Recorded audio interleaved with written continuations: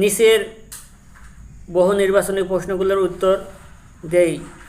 উদ্ভিদের কোন অংশটি মাটির নিচে থাকে? মূল, কাণ্ড, পাতা, ফুল? মূল। মূল। নিচের কোনটির মাধ্যমে উদ্ভিদের বিভিন্ন অংশে পানি পরিবাহিত হয়? মূল, কাণ্ড, পাতা, ফুল? কাণ্ড।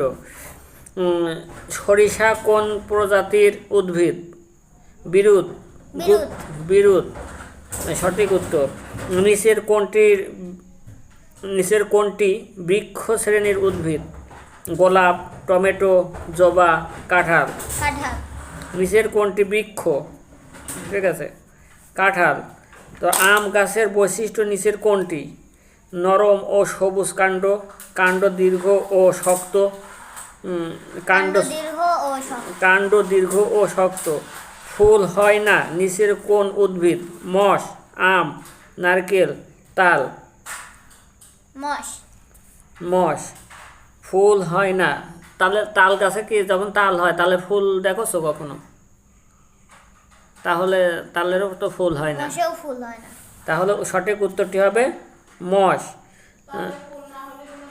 ঢেঁকি শাকের বৈশিষ্ট্য কোনটি? ঢেঁকি শাকের বৈশিষ্ট্য ফুল ও ফল হয়, কাণ্ড দীর্ঘ ও শক্ত, মূল মাটির গভীরে যায়, আবাসস্থল ছায়াযুক্ত।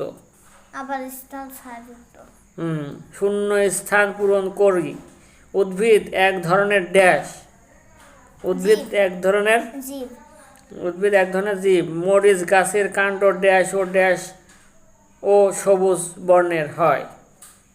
কাণ্ড চিকন, মূল মাটির বেশি গভীরে যায়। বাহ।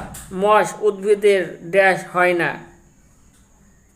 কি হয় না? ফুল হয় না। জবা গাছের কাণ্ডের